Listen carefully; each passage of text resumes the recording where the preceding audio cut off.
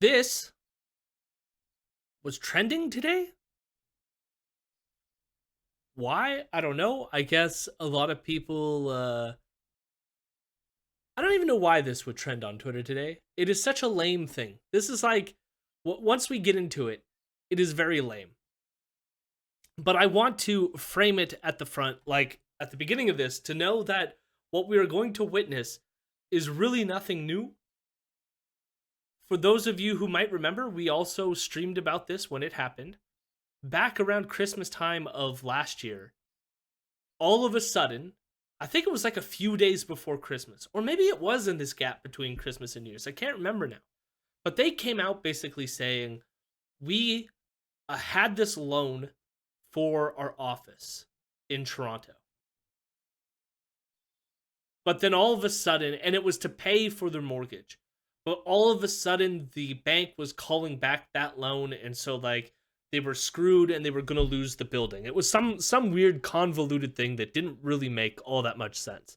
But they put this out there and they're like, and therefore we need you, our dedicated rebel people out there, to donate all this money to us so that we can keep our building and own it outright and not lose it, etc., etc. So please come and pay our mortgage was kind of their pitch. And they raised a shit ton of money. I want to say it was like, it was a lot of money. It was one of those ones where they dipped in and like people contributed. And I thought it was like really kind of like icky to do it around the holiday season, but it was like, I don't know. And it was also like, you know, it's in the middle of the pandemic, you know, a year into the pandemic at that point, and it's now a year away from where we are now. So it really was like the middle of the pandemic so far. To then like beg your audience of, oh, I guess his audience is mostly made up of like anti-vaccine small business owner type people. But either way, so like, you know, Christmas time, things are tight, but please give money to us so we can afford our fucking building. And so they did it, and they got a whole ton of money. So now we're going to get this story. And it's the exact same fucking grift. The only difference is now it is in Alberta as opposed to Toronto. And like the sort of like things around the edges about like the bank taking a loan or whatever, they've now turned it into more of like a conspiracy where like the bank won't even give them a mortgage because of politics. And so this is what we're going to get into. This is the thing that was trending today. But again, it's just another way for them to grift their audience out of money. That's basically it. Also, I should say, it's jarring. They jumped right into it, but they're playing a clip with what Ezra is framing as a whistleblower. Okay? It says whistleblower. Notice at the top here, whistleblower. The thing is, I guess I should ask this up front. What would you consider to be a whistleblower? When I tell you this person's a whistleblower, what do you think that means? They are disclosing bad shit going on within their own organization. That there's laws of high degree being broken, being exposed. So some sense of like exposing the bad stuff like within an organization. I would like add there, it's something that the organization also doesn't want you to say. Like usually I would put like, it's something that the organization doesn't want you to leak out, and therefore there could be like ramifications against you for coming out. Is that fair to like add to whistleblower? I would add that to whistleblower. Here's the whistleblower on the phone talking to Ezra. I should note, this whistleblower working at the Royal Bank of Canada, okay? I'll be blunt with you. The bank has been, trying to pry away from certain, clients where they're kind of out there in the media and very strong opinionated. I'm embarrassed. I was turned down for a mortgage last week by the Royal Bank. That's you should be embarrassed. Pretty embarrassing. I'm almost 50 years old. I've been a Royal Bank customer for 22 years. What's wrong with me? Except I wasn't rejected because I'm a failure. In fact, the Royal Bank mortgage officer who reviewed my application in detail, said it was very strong. But he's just a regional banker in Calgary. He said the decision to kill it was made at the Royal Bank's Toronto head office. He told me my mortgage application was canceled because Rebel News has the wrong opinions. It's interesting that he chose to add the bumper the way that he did, where you clearly hear the person just say, they're RBC, and we'll talk about RBC and the extent to which we believe this to be true or not, and what's going on here in a bit. But clearly what the person on the phone said was that they were divesting or not investing in places where people are strongly opinionated, which does not mean that you hold the wrong opinions. Okay? A huge, like, you just played that, Ezra. We all saw and read it because you had it on the screen there. Strongly opinionated does not mean you hold the wrong opinions. I think that's pretty clear. See, Rebel News and I were applying for a commercial mortgage to buy an office building, our own place, from which we could never be canceled or deplatformed. I agreed just to wanted put a my home. life savings in as a down payment and to get my personal guarantee on the mortgage. The banker was impressed and said he approved of the deal, but the Toronto head office overruled him because of our conservative views. I'm still embarrassed. I find this embarrassment line a bit weird too.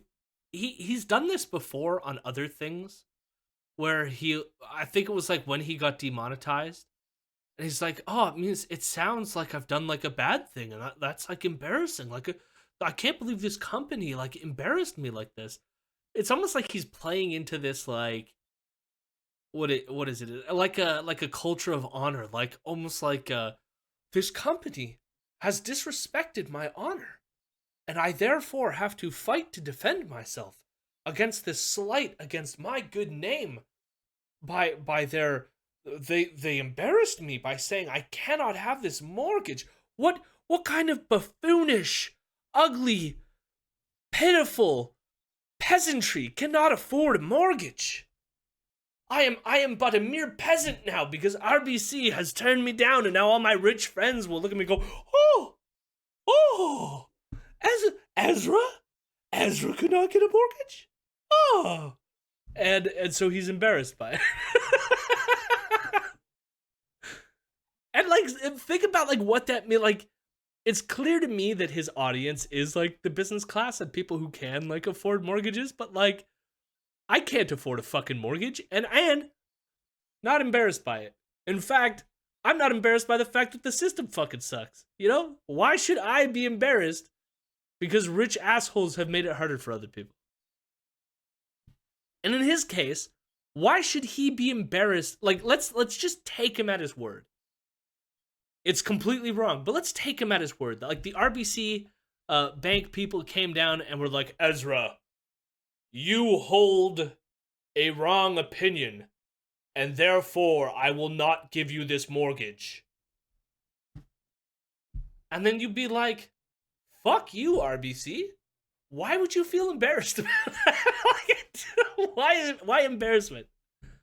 And like, the only reason I could think that he associates it with embarrassment is because he associates not being able to get a mortgage with those icky poor people.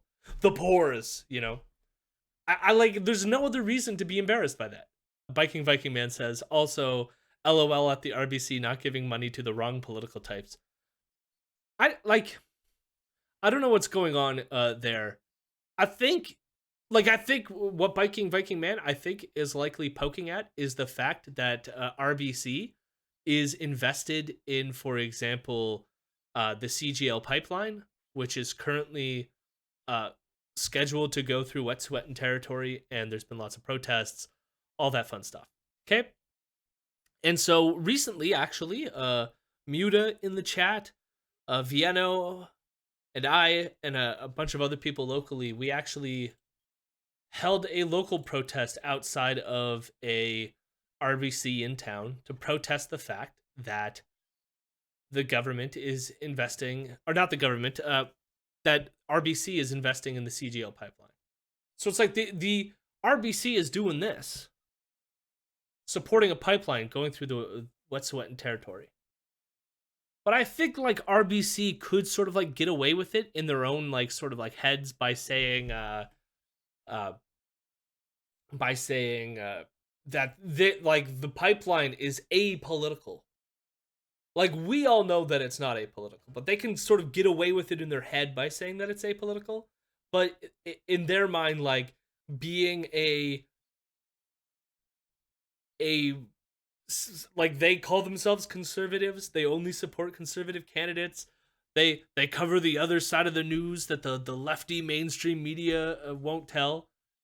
I could see RBC being you just like specifically label yourselves political in that fashion, and therefore we're not going to invest in any way.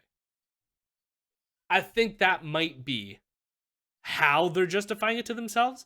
But then again, I don't know that the Royal Bank of Canada has done that anywhere else, you know?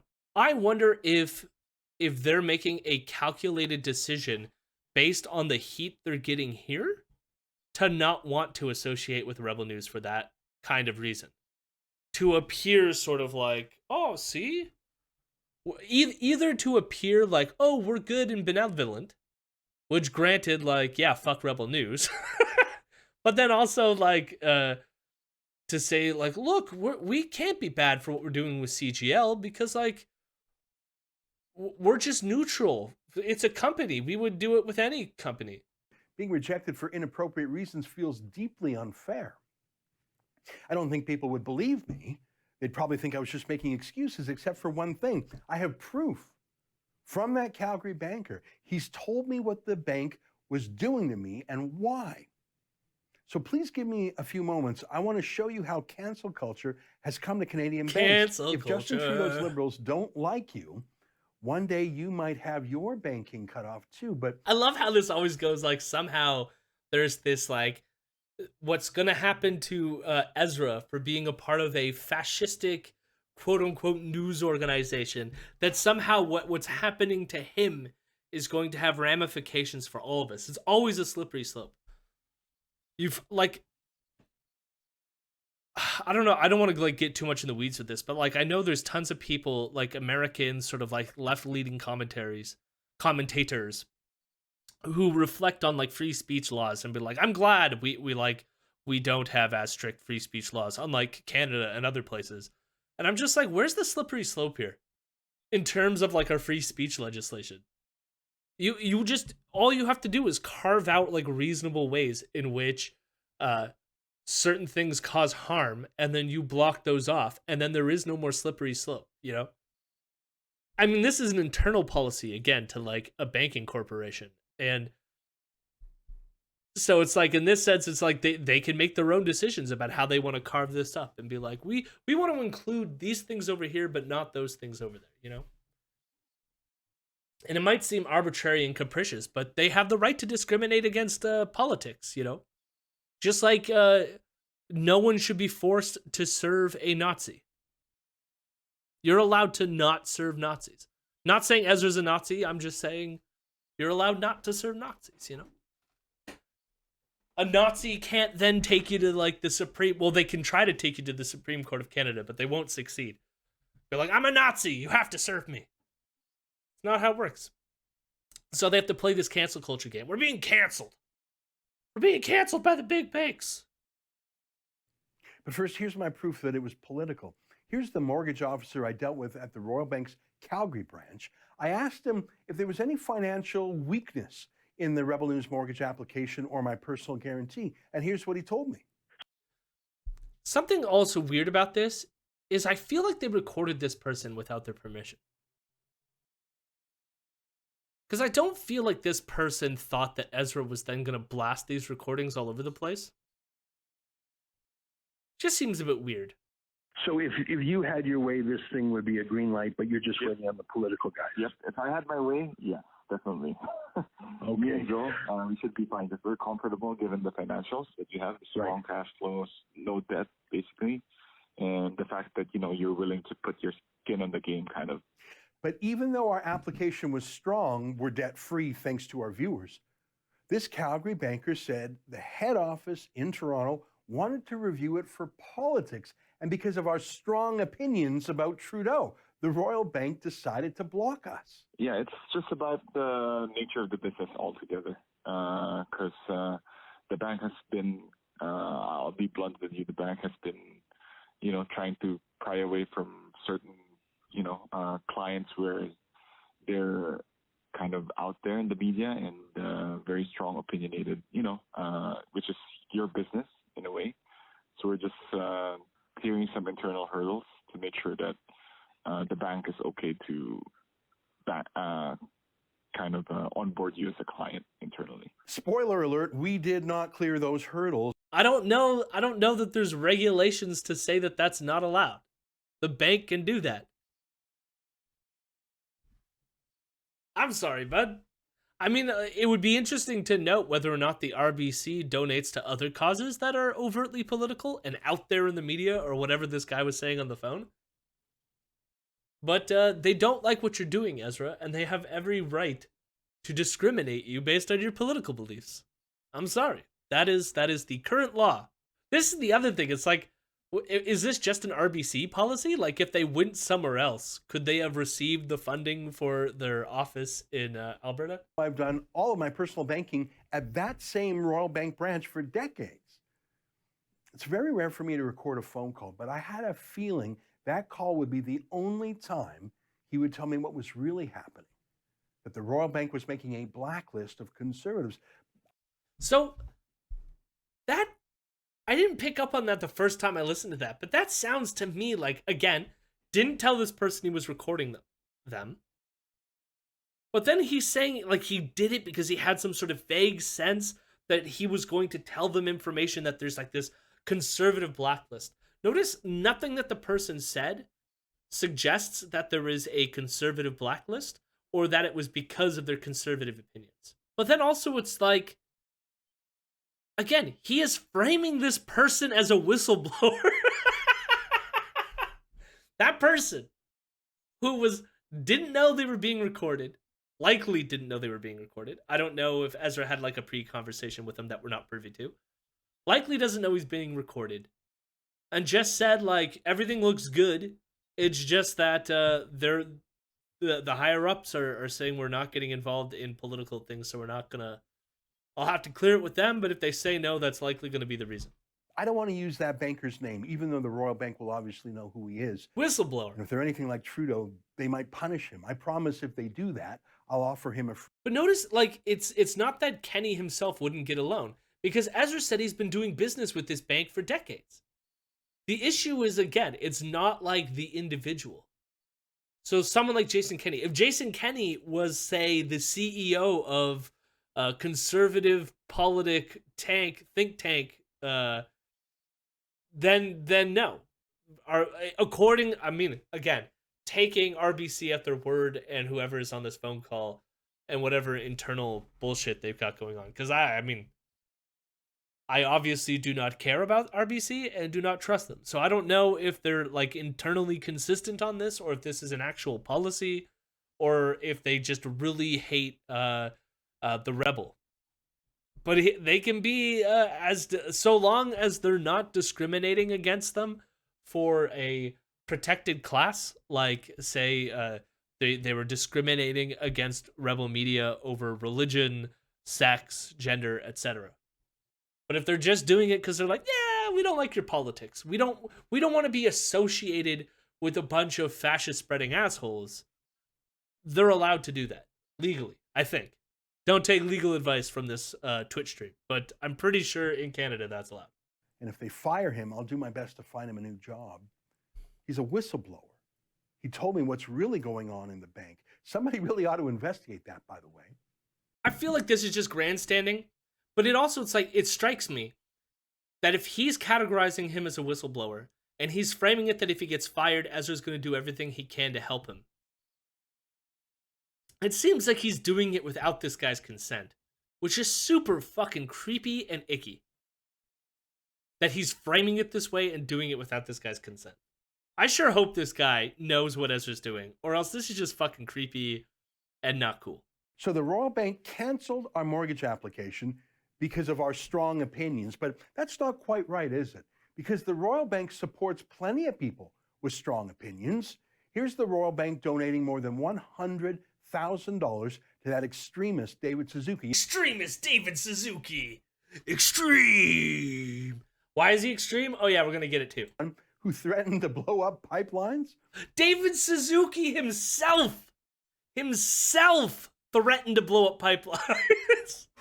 I guess David Suzuki in that interview, what we didn't catch was actually, he was like, hold on, news reporter, while I go to my van and continue constructing this bomb that I will later blow up a pipeline. I'm gonna ruin all my goodwill with the public and just throw it all away.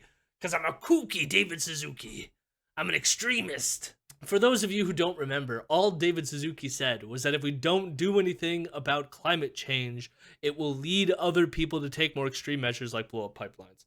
That does not mean that he himself is threatening to personally blow up pipelines. See, pipelines will be blown up. Notice that, like, the passive language here. This is not David Suzuki saying, listen, world, I personally, David Suzuki, will be blowing up a pipeline. But notice as well, like, I guess, what was I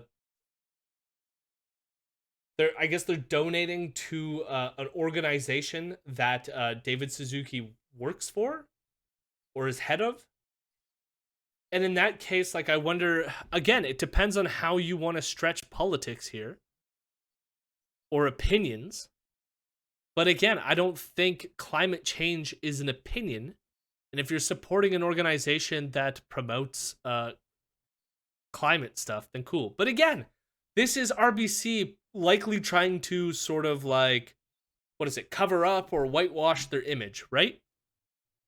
Because they also invest in the pipeline.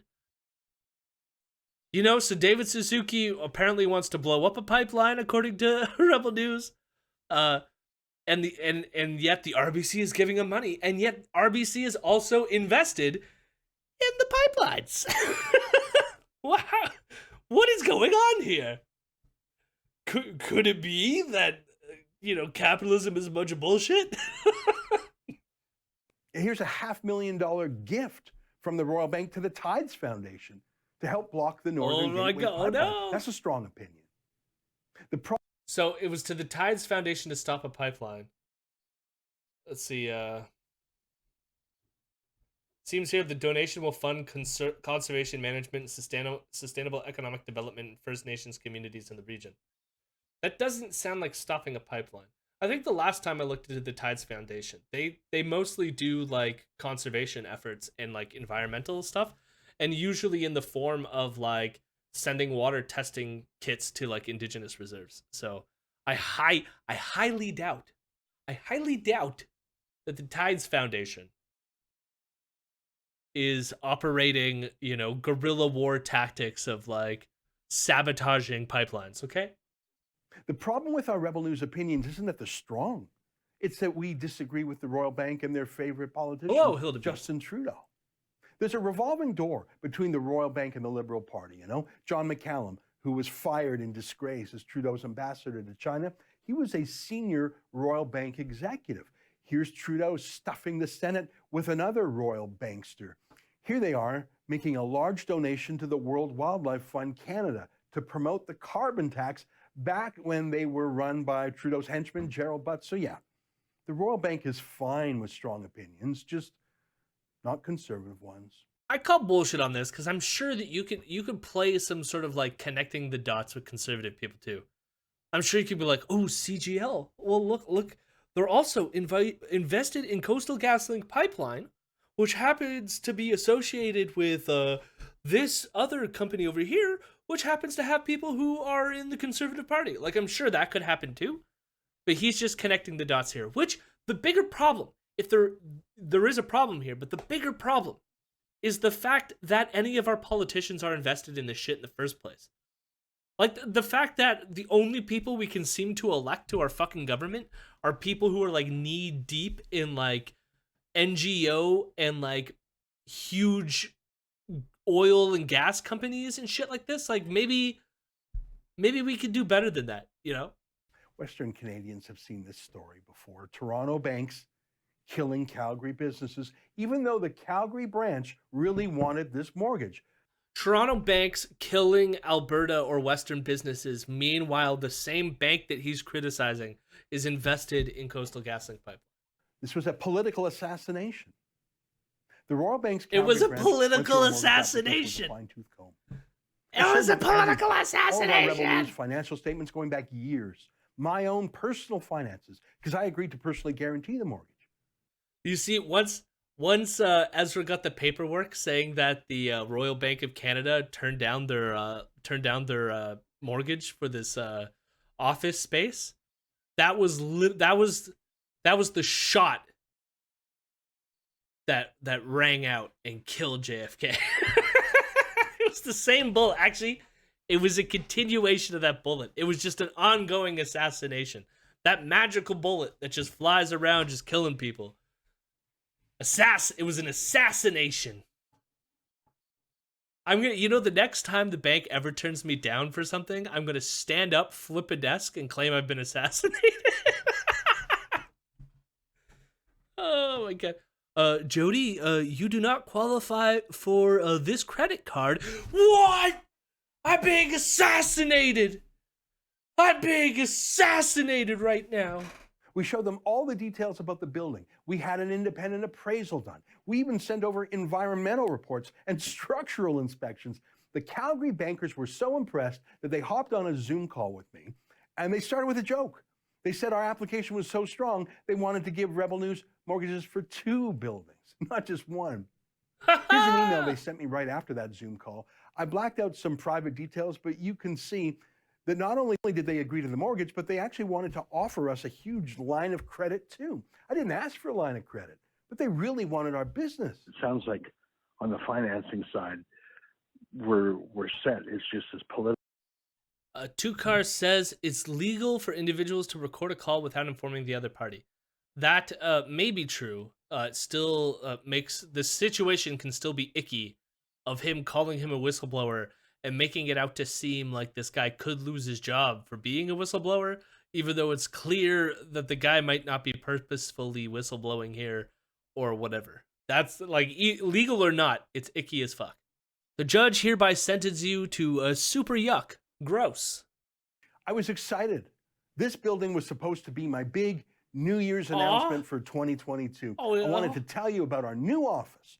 You Not didn't just get to for celebrate. us at Rebel News, but for all conservatives sick of being deplatformed and canceled. A permanent, uncancelable office building.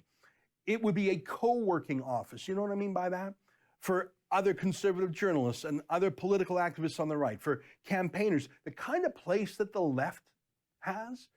Stay around for a moment. I want to tell you more about the plans for that building because I'm still going to go ahead with it. Hamilton RBC attacked for funding CGL pipeline. No pipelines on stolen land. So you know what? My guess, RBC didn't give him a loan. This person was like, I feel assassinated, so I'm now going to spray paint political messages on the side of your buildings because of this assassination. I'm not going to let the Royal Bank or Trudeau kill it. Calgary Kill has it. a 30% office vacancy rate right now. RBC personally and shot that means the building. That I don't think we're ever going to have such a great opportunity to buy a building like this of our own at an affordable price. I think we've got to do it now. Daddy can't wait to buy new thing. Daddy must get new thing now. New thing can't wait. Daddy needs now. That's why I need you, because the RBC wouldn't give it. So now I have to get you, my dearly devoted fans, to give Daddy some money. I guess some things never change. Don't trust the Royal Bank. If you're a conservative or a Westerner, if you believe in free speech, they will hate you as they hate me. I'm embarrassed by all this, but do you really think I'm going to lay down and die? To heck with them. Let me tell you my idea for this building. I refuse to let some Trudeau bank stop it. A Trudeau bank now. Now it's a Trudeau fucking bank. Oh my god. What a tale to tell just to get your audience to throw you a few buckaroos. Just make an honest day living, Ezra. Just fucking go to your crowd and be like, look, hey audience, I'd love a new office. Can you give me some buckaroos for it? Instead, you gotta go on some fucking sad sob story about how the RBC turned you down for a loan because your political opinions. Oh, it's a political assassination done by Trudeau himself. Trudeau, working for the RBC, shot and killed me. And that's why I need you, dear listener, to send me some money.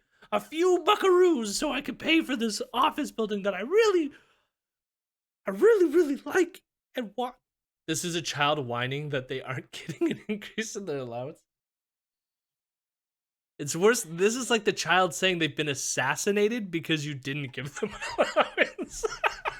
So I told you it was going to be the Rebel News office, which is true. We've got 6 journalists out there in Calgary right now, and we're growing out there. But we don't need a whole office building just for Like, that. here's the sales pitch. Here's Like, the just give idea. the sales pitch to your audience. We're also inviting other like-minded conservative and democracy groups to work out of this office building too. So they're creating a think I've tank. spent the last few months calling up fellow travelers and telling them about the idea, and everyone's pretty excited. For example, our friends at True North have agreed to I was put just their chit-chat with Calgary True office North, staff and they were like, in the yeah, I building like too. this too. I've talked to 5 groups You know the that are people who actively already work with considering us? it. You've heard of most of them. It's going to be amazing. I imagine a place not just for established groups, though, but for startups, like a Silicon Valley incubator, even for individual conservative activists to have a desk. These things are weird. These like little pop-up offices that are everywhere. This is like, wasn't there that one that went under? The hell was it called? Was it the Wii? No, it wasn't Wii. It was the dude who like it was like they like created a bunch of offices and it was just like empty space, but it was supposed to be for like WeWork. Okay, so it was Wii. Yeah, it's like they're trying to create WeWork but for conservatives. We'd each have our own offices, but there would be a common area, a lounge and a cafeteria we'd all share, and there would be a big boardroom that any of us could book, and also other really useful rooms like a YouTube studio and a podcasting studio that anyone in the building could use. It's like a co-working area, but just for people who work in freedom-oriented politics and media and organizing, and the building is pretty big. It's more than 15,000 square feet. Now, some space is already rented out, which helps cover the costs, but it gives us room to expand in the future. So there's going to be a lot of space for public gatherings. He wants to TED Talk the Alberta Rebel office. He wants to TED Talkify. The only reason why I think it's like a TED Talk thing is like our university started getting into this too, which was like the open concept office. And so when I was at Western, our whole office, because they built a new building and like we all moved into it, was an entire like open concept office. And the idea is like, and like they had like the walls themselves were whiteboards, so it's like everyone could like communicate and pitch ideas to each other. Let me tell you, it didn't work like that. It did not work like that at all. But it's like it's this new like, you know, millennials, they want to like sit around here and chat about their work. What it's like, no, sometimes you just need to get shit done, and you want a room to shut the door and be able to work. It's going to be an uncancelable place for speakers. An uncancelable for place. Events, for town hall meetings, for book launch. What? Is an uncancelable space just a safe space? Is that not a safe space? We want a space that is safe from being canceled. A safe space.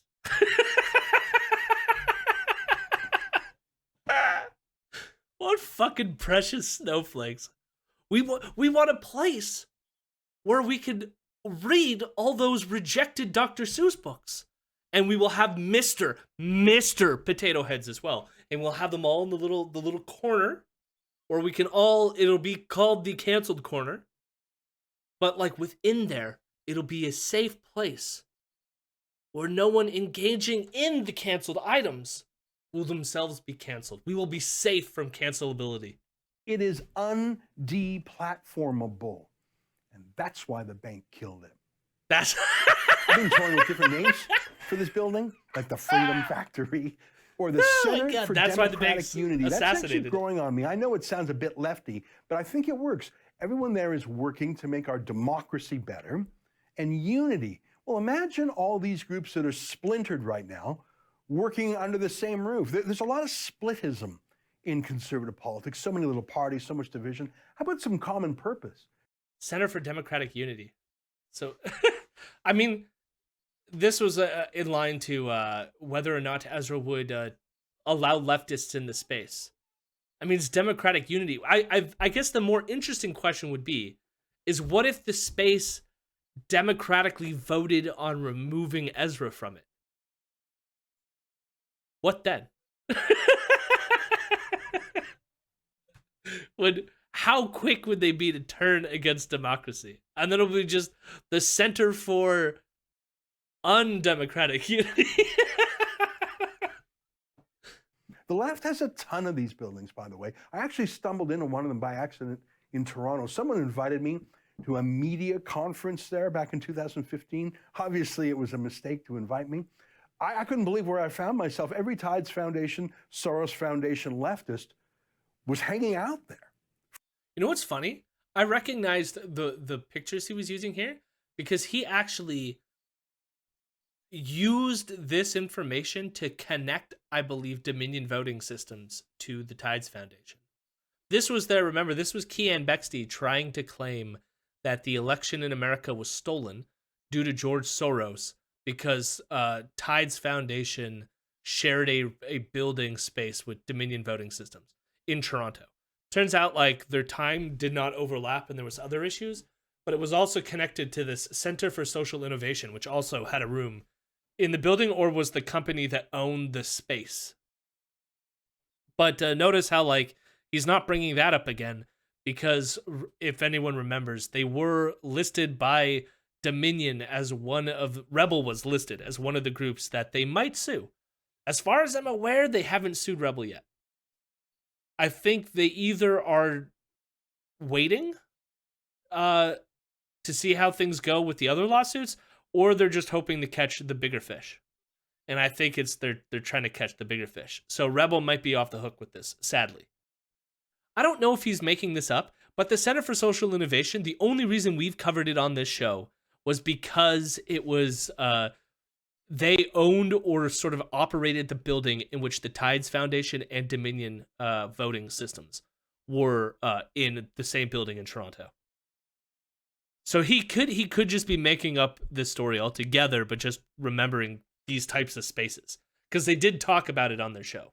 It's what the Manning Center tried to do years ago but didn't accomplish. We will make rent affordable for these like-minded tenants. The idea is to create a real hub of activity. It's about building a network. The left gets that. What is the Fraser Institute then? What are all the other fucking conservative think tanks that exist? Like what the fuck is he talking about? Name me, like I'm sure you can name all these like George Soros funded ones or like vaguely liberal or center right think tanks. Name me a left-wing one. I can't immediately think of one off the top of my head. But I do agree, like, the one thing that I do agree here is that, like, often you hear a lot of people talking about conservatives being completely unified. They're not. They're just as scatterbrained as, like, we are. I think the difference is, like, I'm trying to think of what it is. I think, like, the left often, like, it isn't as split as I think people imagine that it is. There's tons of infighting, and it will all be on like tons of like really silly nuances. But the right does that too. The only difference is they have way more money and institutionalized power. That's it. That's the only thing that gives them a leg up in that instance. They have money and institutionalized power. We don't.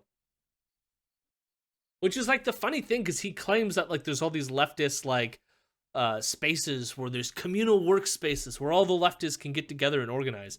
I fucking wish. I always wish that the society that he imagines he lives in his head. Sometimes like I wish it was real, you know? I really do wish the left had that kind of institutional power. So maybe a miracle will happen. Maybe an angel investor will give us the mortgage that the Royal Bank won't. He's like, but I'm not counting on. So he's appealed to like Trudeau attacking them. He's appealed to like Western separatism with the evil Toronto is like not giving them money for their Western office in Alberta. And now he's appealing to like the religious notion. Like, we need a miracle. We need angels. We need a little bit of the seed money. We need that tithe money. Let's crowdfund this.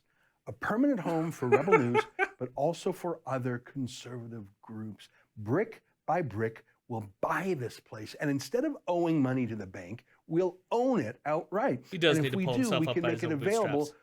to whomever we choose, not to whomever Trudeau or his bankers choose. Instead of having a liability, let's have an asset and use it to build our movement. I am completely committed. I know our team is. I know other conservative groups are excited about this. Will you help us, please? Think about what he said. He says he's been blacklisted from the RBC. And it's a Trudeau blacklisting. Why couldn't he have gone to another bank? He could have just gone to, I mean, it still might be possible that he is going to go to another bank and he might be able to get that loan and then he's still going to raise this money anyways. Like just because the RBC stipulated they're not going to give them that money, like, why does he imagine that all the other places wouldn't as well? I was just curious to check out their buythebuilding.ca. In part, I want to see if there's any, let's say, asterisks about what happens to the money that gets donated to this thing. Donations are subject to terms and conditions.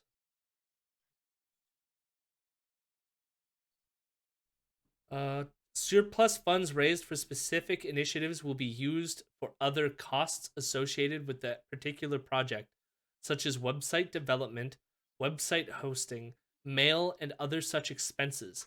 Additional funds will be used towards other similar initiatives in the future.